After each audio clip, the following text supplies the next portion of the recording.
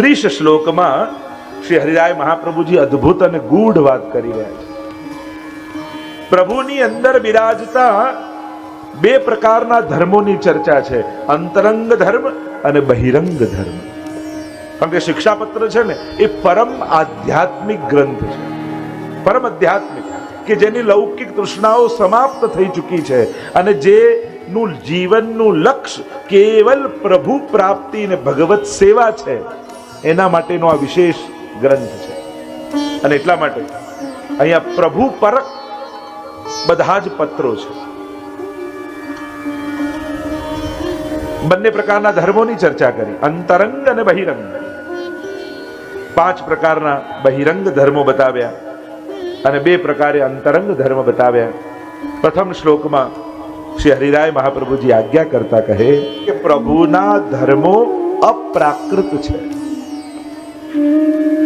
અને તે એક સ્વરૂપમાં સ્થિત છે, સ્વરૂપથી અભિન્ન. અને કહ્યું કે આ બધું શ્રુતિઓમાં અને ભાગવતજીમાં વર્ણિત છે.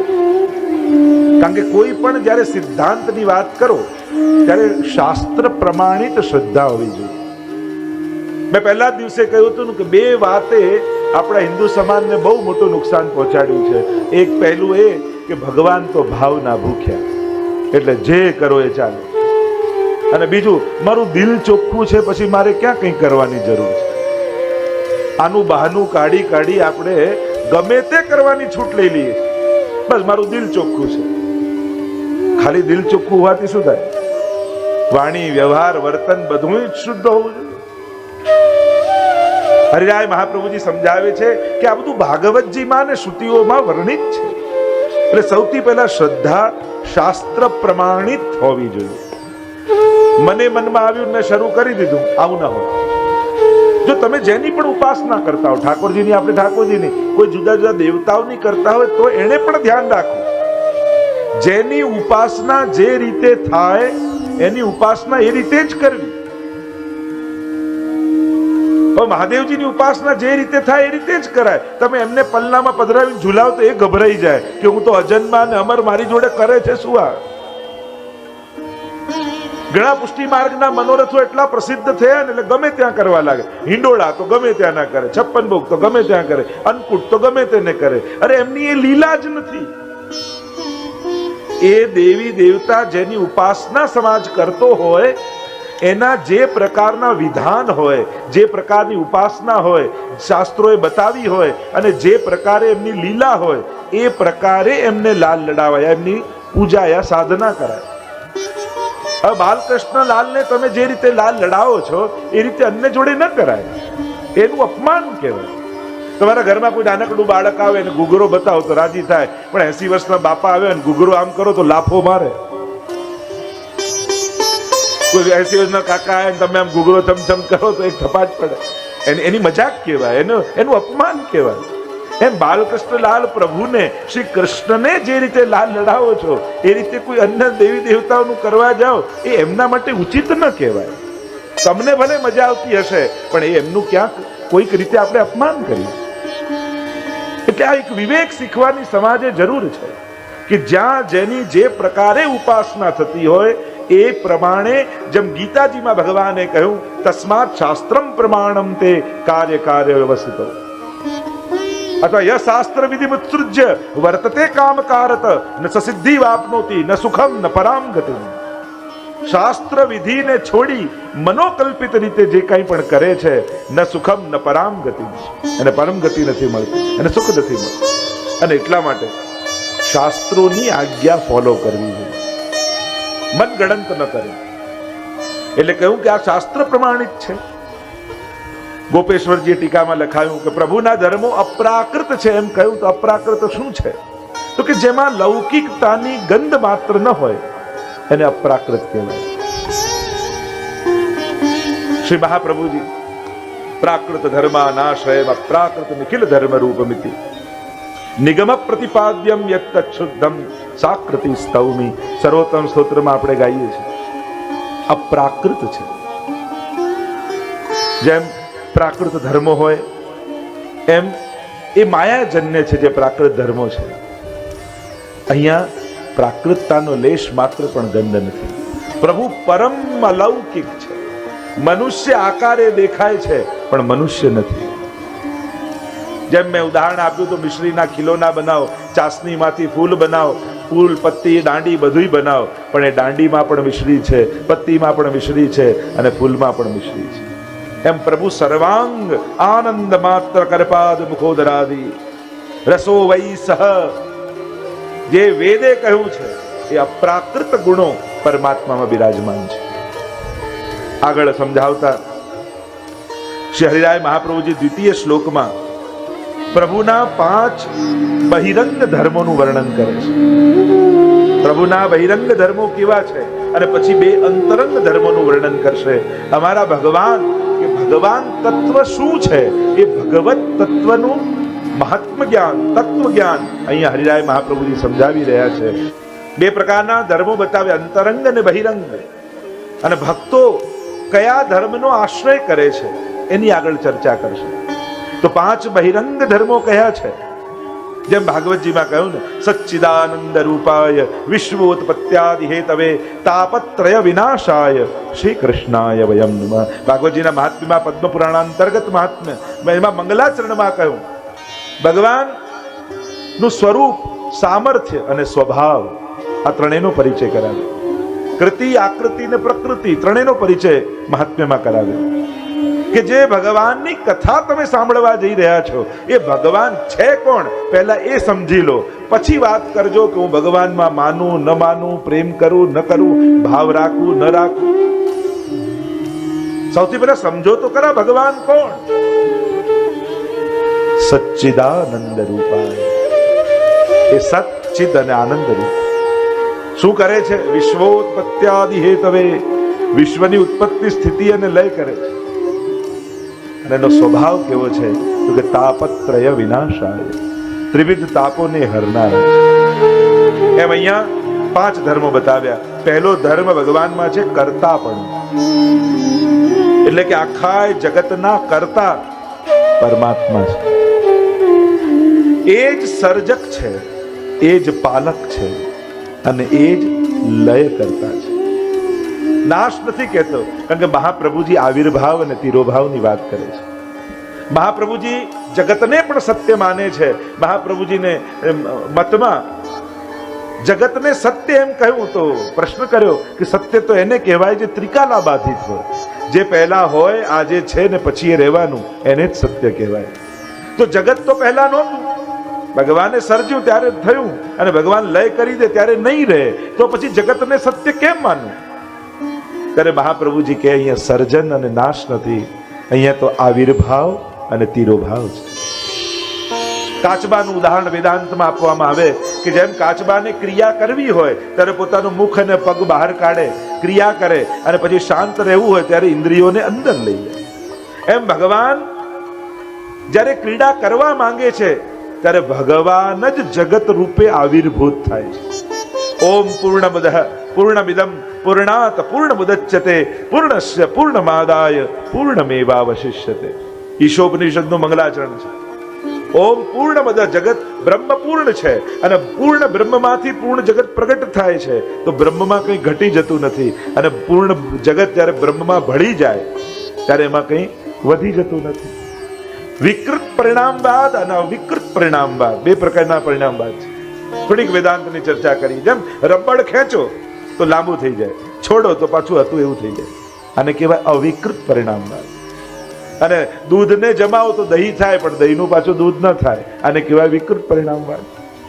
તો પ્રભુ પોતે જ જગત રૂપે પરિણમિત થાય છે, અને ભગવાન આવિર્ભાવ કરે અને પાછો પોતાનામાં તિરોભાવ કરી.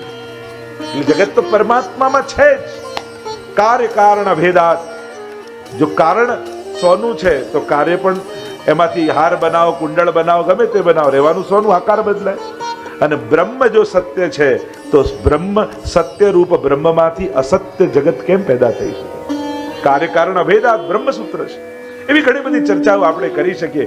સીધી સાદી સરળ ભાષામાં વાત કરીએ, આ જગતનો સર્જક, પાલક અને વિસર્જન કરતા પરમાત્મા છે. ઘણા લોકો એમ કે અમે નહીં રહીએ ત્યારે ખબર પડશે ઘર કેમ ચાલે છે.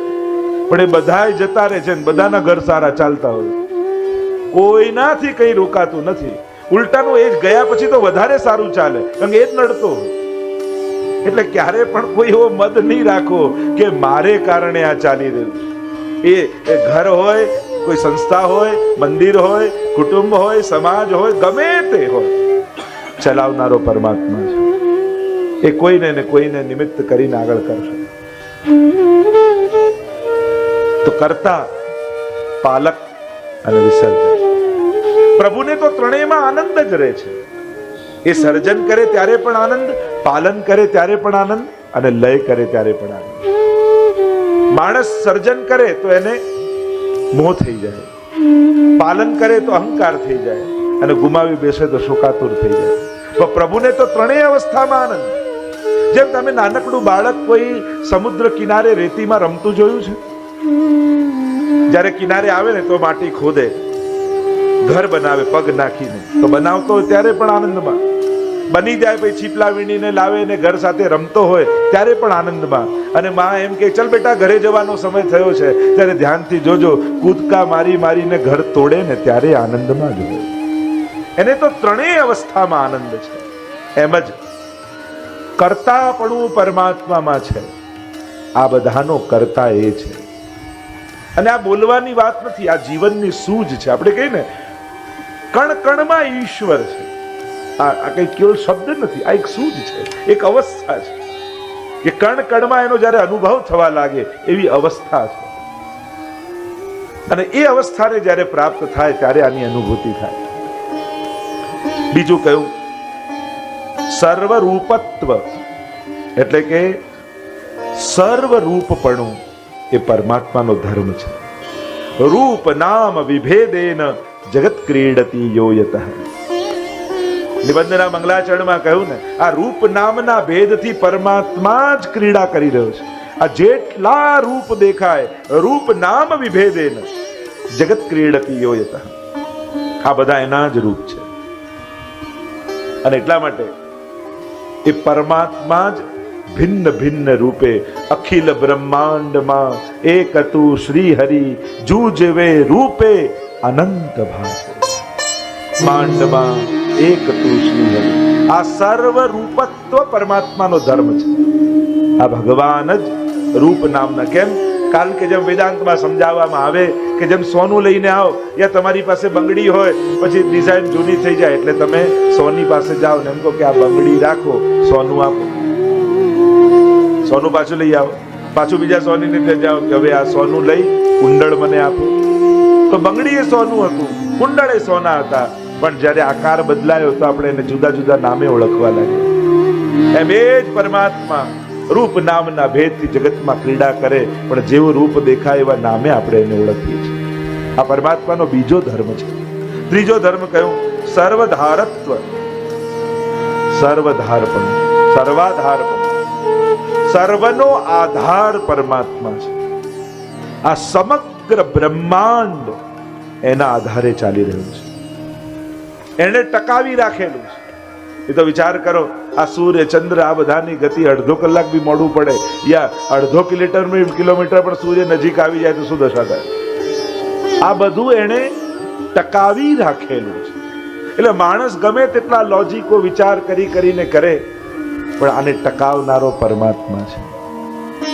વિચાર કરો, એક નાનકડી ટાંકણીને જોઈને તમે માનવા તૈયાર થાવ કે એમને બની ગઈ? એક નાનકડી ટાંકણીને જોઈ તમે ન સ્વીકારો કે એમને બનતી હશે, તો એક નાનકડી ટાંકણીને જોઈને તમે માનવા તૈયાર નથી થતા કે એમને ન બને, કોઈ એ બનાવે તો જ બને, તો આખું બ્રહ્માંડ જોઈ તમને ભગવાન કેમ યાદ નથી આવતું? રડતા રડતા રંગમંચ પર સૃષ્ટિ કેરો આવ્યો છે, ન ભૂખ તરસનું ભાન તને, ન સુખ દુઃખ કઈ સમજાય તને, ન ચાંદ ગગનમાં તે મૂક્યો, ન સૂરજ વળી તારું સર્જન તે નથી મૂક્યા નગમાં, તો એ તારાઓનો પાર નથી, ને તોય વળી તું બોલે છે કે સૃષ્ટિમાં ભગવાન નથી. કોણે આ ટકાવી રાખ્યું છે? સર્વનો આધાર પરમાત્મા છે. આપણા જીવનનો આધાર આ આત્મા રૂપે પરમાત્મા બિરાજે છે, તો આ દેહ ટકેલો છે. અને જ્યારે જતો રહે છે આત્મા છોડીને, ત્યારે એ જ દેહ ને કાઢવા ઘરમાંથી બધાય ઉતાવળ કરે. અને એટલા માટે સર્વનું આધારપણું એ ભગવાનનો ધર્મ છે. ચોથું કયું? વ્યાપકપણું, વ્યાપકત્વ એ સર્વત્ર વ્યાપેલો છે. એકવાર બીરબલ પાસે અકબરે કહ્યું કે બીરબલ એવું કયું કામ જે રાજા કરી શકે પણ ભગવાન ન કરી શકે? ત્યારે બીરબલે ઉત્તર આપતા એ જ કહ્યું કે એક કામ છે. કહ્યું કે કયું? બીરબલે કહ્યું કે એક કામ એ છે કે જે રાજા કરી શકે ને ભગવાન ન કરી શકે. કયું કામ? ત્યારે બીરબલે કહ્યું કે રાજા, તમે દેશ નિકાલો કોઈને આપી શકો પણ આ કામ ભગવાન ન કરી શકે, કારણ કે સર્વત્ર એનું જ રાજ્ય છે. પોતાના હદથી, પોતાના પ્રભાવને ત્યાંથી એ બહાર કાઢી શકતો નથી. કારણ કે આ દુનિયાનો કોઈ કણ એવો નથી જ્યાં એ ન હોય. એટલે જ હું કહેતો હતો ને કે ભગવાન ક્યારે દેખાય એની ચિંતા છોડી એ મને દેખી રહ્યો છે એની ચિંતા પહેલા કરો. એ મને જોઈ રહ્યો છે, અને ભગવાનને જોવા માટે બીજી કોઈ આંખો વાપરવાની જરૂર નથી. એ આપણી આંખે આપણને જોઈ લે છે. અને એટલા માટે ભક્તિ કરનારે સતત એ રીતે રહેવું, ભગવાન મને જુએ છે, ભગવાન મને જુએ છે. આ વિચાર છે ને પાપી માટે ભયકારક થઈ જાય અને પુણ્યશાળી માટે આનંદદાયક થઈ જાય કે મારા સત્કર્મો બીજા કોઈ જુએ ન જુએ, મારો ઠાકોરજી મને જોઈ રહ્યો છે. જે સત્કર્મમાં લાગેલા હોય, પુણ્યમાં લાગેલો હોય, એને આનંદ થાય આ સાંભળીને. પાપમાં લાગ્યો એને ભય લાગે, કારણ કે પાપ ત્યારે જ કરવાની ઈચ્છા થાય અહીંયા કોણ જોનારું છે. એટલે પેલો નાનપણની વાર્તાઓ નહીં આવતા, પેલા ગુરુને થયું કે કોઈને શિષ્ય બનાવું, ફળ આપ્યા અને કહું એવી જગ્યાએ જઈને ખાઈને આવજો જ્યાં તમને કોઈ જુએ નહીં. પેલો જંગલમાં ગયો, ગુફામાં ગયો, ને પેલો ચોથો શિષ્ય ઘરે પાછો ફળ લઈને આવ્યો ને કહ્યું, ગુરુદેવ એવી કોઈ જગ્યા નથી જ્યાં ભગવાન મને ન જોતા. અને ત્યારે એને ગુરુપદ આપ્યું. તો વ્યાપકત્વ ભગવાનમાં છે, એ સર્વત્ર વ્યાપેલા છે. જ્યારે એની મહાનતા અને વિરાટતાનું ભાન થશે ને ત્યારે પોતાની અલ્પતાનું ભાન આપણને સહજ થઈ જશે. અને એટલા માટે એ વ્યાપકત્વ એનો ધર્મ છે. તમારા એ લાલન, તમારા એ સેવ્ય, તમારા એ ઈષ્ટ લાગે છે નાના પણ એનું સામર્થ્ય જુઓ. આ બધું જ ચલાવનારો એ છે. પાંચમો ધર્મ કયો? વિરુદ્ધ ધર્માશ્રયપણું. આ પરમાત્મામાં છે. અને એને તો બહુ વિસ્તારથી આગળ હરિરાયજી સમજાવશે. ભગવાનની અંદર રહેલો આ વિરુદ્ધ ધર્માશ્રયી ગુણ, અને આ ધર્મને સમજી જશો ને તો ભગવાન માટેની ઘણી બધી મૂંઝવણો સ્પષ્ટ થઈ જશે. કારણ કે કૃષ્ણ તત્વને, કૃષ્ણ લીલાને